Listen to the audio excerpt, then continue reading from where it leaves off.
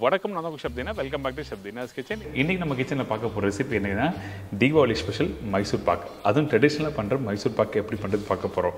இப்போ ஃபெஸ்டிவல்லாம் ஸ்டார்ட் ஆகிடுச்சு. நிறைய பேர் வீட்டில் எல்லோரும் வந்து பலகாரம்லாம் பண்ண ஆரம்பிப்பீங்க. காரம், அதுக்கப்புறம் மைசூர் பாக், இந்த மாதிரி ரெசிபிலாம் வரப்போகிற வீடியோவில் வந்து டெய்லி பார்க்க போகிறீங்க. இன்றைக்கி நம்ம பார்க்க போகிற ரெசிபி என்ன கேட்டால் ட்ரெடிஷ்னலாக பண்ணுற மைசூர் பாக் எப்படி பண்ணுறது பார்க்க போகிறோம்.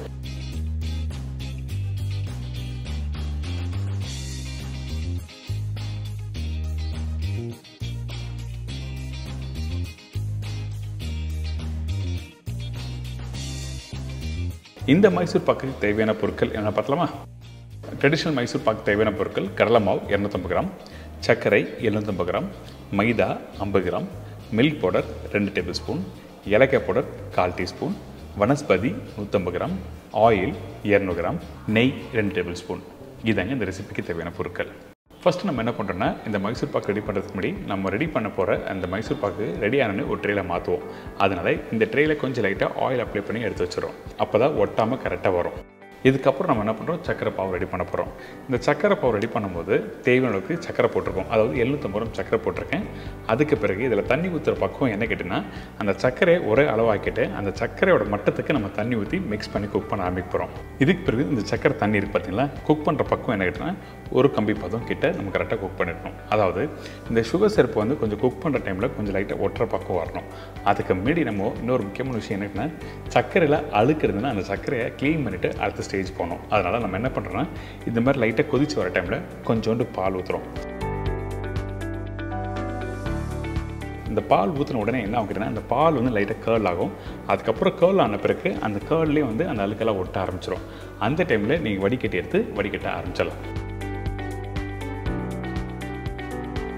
இந்த மாதிரி வடிகட்டி எடுத்துருங்க. ஸோ இதெல்லாம் சின்ன சின்ன டிப்ஸு நான் கடைசியாக நான் பண்ணும்போது உங்களுக்கு நான் சொல்லி கொடுத்துருக்கேன். எந்த ஒரு ஸ்வீட்ஸ் நீங்கள் பண்ணும்போது அந்த சுகர் க்ளீன் ஆகிடலைன்னா கண்டிப்பாக இந்த மாதிரி க்ளீன் பண்ணிவிட்டு நீங்கள் பண்ணலாம். அடுத்தது இந்த சுகர் சிரப்போட பக்குவம் என்ன கேட்டேன்னா, இந்த மாதிரி கொதிச்சு வரும் பார்த்தீங்களா, கொஞ்சம் அந்த சுகர் சிரப்பு வந்து திக்காகும். அப்போது நீங்கள் கையில் தொட்டு பார்த்தீங்கன்னா ஒரு கம்பி பதம் அளவுக்கு கரெக்டாக வந்திருக்கும். இந்த மாதிரி வந்த பிறகு நம்ம என்ன பண்ணுறோன்னா, அடுப்போட ஃப்ளேம் கம்மி பண்ணுறோங்க. அதுக்கு பிறகு இன்னொரு கடாயில் நம்ம என்ன பண்ணுறோன்னா, நான் சொன்ன குவான்டிட்டி டால்டா போட்டிருக்கோம். டால்டா போட்ட பிறகு எண்ணெய் யூஸ் பண்ணுறேன். இந்த டால்டாவும் எண்ணெயை வந்து நல்லா சூடாகணும். அதே டைமில் நம்ம என்ன பண்ணுறோம், கொஞ்சம் நெய் யூஸ் பண்ணுறோம். நிறைய பேர் நெய் யூஸ் பண்ண நல்லா இருக்குமே சொல்லிட்டு கேட்பாங்க. அதனால் நம்ம என்ன பண்ணுறோன்னா, டால்டாவோட அளவு கொஞ்சம் கம்மி பண்ணிட்டு நெய் போட்டிருக்கேன். அதாவது ஒரு 2 டேபிள் ஸ்பூன் அளவுக்கு நெய் போட்டிருக்கோம். இப்போ இந்த நெய்லாம் போட்ட பிறகு இந்த எண்ணெயும் நல்லா சூடாகிடணும். அதாவது டால்டா, எண்ணெய், நெய் இந்த மூணுமே நல்லா சூடான பிறகு தான் மைசூர் பாக் பண்ண போகிறோம். இப்போது எண்ணெய் சூடாக இருக்குது. இன்னொரு சைடில் இந்த சுகர் சிரப்பு இருக்குது. இந்த சுகர் சிரப்பு வந்து ஒரு கம்பி பதம் சொன்னோம் பார்த்தீங்களா. அதுக்கு பிறகு நம்ம என்ன பண்ணுறோம், இந்த கடலை மாவு இதில் போட்டு நல்லா மிக்ஸ் பண்ண ஆரம்பிக்கிறோம்.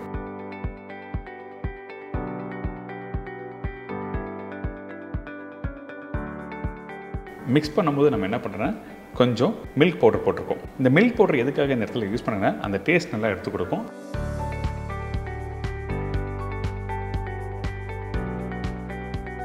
அதுக்கு பிறகு இந்த மைதாவும் யூஸ் பண்ணுறோம்.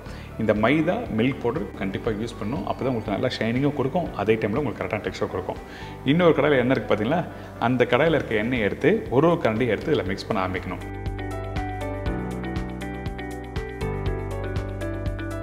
இந்த மாதிரி தான் மிக்ஸ் பண்ணணும். இன்னொரு முக்கியமான விஷயம், நீங்கள் வீட்டில் மைசூர் பாக்கு பண்ணும்போது ஹை ஃப்ளேம் வச்சு குக் பண்ணக்கூடாது. அப்படி குக் பண்ணிங்கன்னா என்ன வேணா, அந்த மைசூர் பாக்கு ஆயில், கடலை மாவு எல்லாமே இருக கெட்டி ஆகிடுச்சுன்னா ரொம்ப ஹார்ட் ஆகிடும். ஸோ அந்த மாதிரி வராமல் இருக்கிறதுக்கு நம்ம என்ன பண்ணுறோன்னா, உங்களோட அடுப்போட ஃப்ளேம் வந்து கரெக்டாக வச்சுருக்கணும். ஸ்லோ ஃப்ளேம் வச்சு குக் பண்ண ஆரம்பிக்கணும். இப்போ பார்த்தீங்களா, அந்த எண்ணெய் ஊற்ற அப்சர்வ் பண்ண ஆரம்பிக்கும். இந்த மாதிரி நல்லா மிக்ஸ் பண்ணிவிட்டு வாங்க. ஒரு ஸ்டேஜுக்கும் நீங்கள் மிக்ஸ் பண்ண உங்களுக்கு வந்து அந்த டெக்ஸ்சர் மாற ஆரம்பிக்கும். ஃபஸ்ட்டு நீங்கள் எண்ணெய் ஊற்றும் போது அப்சர்வ் பண்ணணும். அதுக்கப்புறம் நல்லா புரிஞ்சு வரும். இந்த மாதிரி தான் இருக்கும். எண்ணெய் எடுத்த உடனே அதிகமாக ஒரே டைமில் ஊற்றிட்டிங்கன்னா கண்டிப்பாக அப்சர்வ் பண்ணாது, உங்களுக்கு கரெக்டாக வெந்தும் வராது.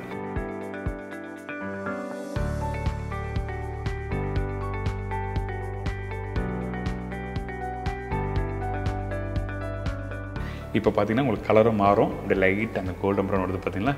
இந்த மாதிரி எல்லா ஸ்டேஜும் கம்ப்ளீட் பண்ண ஆரம்பிக்கிறோம்.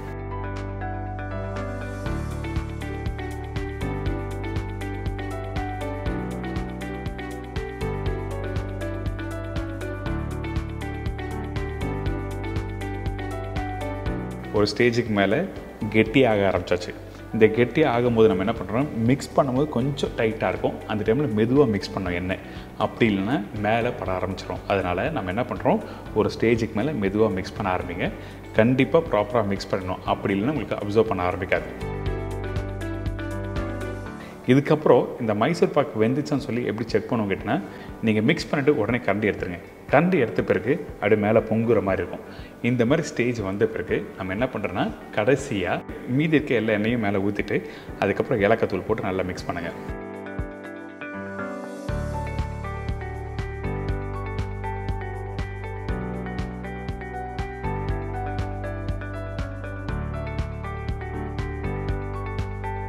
அதுக்கப்புறம் நம்ம ரெடி பண்ணி வச்சுருக்க அந்த ட்ரேயில் வந்து நம்ம என்ன பண்ணுறோம், இந்த மைசூர் பாக்கை அப்படியே ட்ரான்ஸ்ஃபர் பண்ணுறோம். பண்ணிவிட்டு உங்களுக்கு என்ன ஷேப்பில் வேணுமோ நீங்கள் கட் பண்ண ஆரம்பிச்சிக்கலாம். நீங்கள் சூடாக கரெக்டான டெக்ஸ்சர் வந்த உடனே நீங்கள் மாற்றணும். அப்போ தான் உங்களுக்கு வந்து கரெக்டான டெக்ஸ்சர் கொடுக்கும், உங்களுக்கு வந்து கட் பண்ணுறதுக்கு ஈஸியாக இருக்கும். இதுக்கப்புறம் நம்ம என்ன பண்ணுறோன்னா, மேலே கொஞ்சம் சக்கரை போடுறோம். ட்ரெடிஷ்னலாக அந்த காலத்தில் எல்லோரும் கண்டிப்பாக சக்கரை போட்டிருப்பாங்க, அதனால் சக்கரை போட்டு கம்ப்ளீட் பண்ணுறோம். இதுக்கப்புறம் ஒரு 5 நிமிஷம் ரெஸ்ட் விட்டுட்டு அதுக்கப்புறம் கட் பண்ண ஆரம்பிக்கிறோம். ரொம்ப ட்ரை ஆகிடுச்சுன்னா கட் பண்ண முடியாது. இந்த ட்ரெடிஷ்னல் மைசூர் பாக்கை கீ மைசூர் பாக்குன்னா கொஞ்சம் டைம் விட்டு கட் பண்ணலாம். ஆனால் இந்த மைசூர் பாக்கை கரெக்டாக ஒரு 5 நிமிஷம் கழிச்சு நீங்கள் கட் பண்ண ஆரம்பிச்சிருங்க. கட் பண்ணும்போது சைடில் இருக்க ட்ரிமிங்ஸ் எல்லாத்தையும் கட் பண்ணிட்டு அதுக்கப்புறம் உங்களுக்கு என்ன சைஸ் வேணுமோ அதுக்கேற்ற மாதிரி கட் பண்ணி நீங்கள் எடுத்து சர்வ் பண்ணால் ஒரு சூப்பரான traditional Mysore pak ready.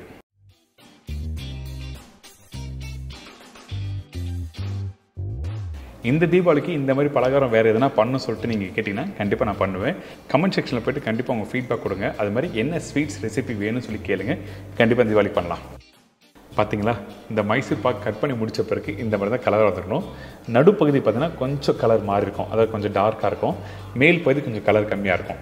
So இந்த மாதிரி பக்குவத்தில் கரெக்டாக வந்ததுன்னா உங்களுக்கு ஒரு சூப்பரான மைசூர் பாக் ரெடின்னு அர்த்தம். நீங்களும் வீட்டில் ட்ரை பண்ணி பாருங்கள். இதே மாதிரி நாளைக்கு இன்னும் சூப்பர் ரெசிபி சந்திக்கிறேன். நன்றி, வணக்கம். See you, bye bye, take care.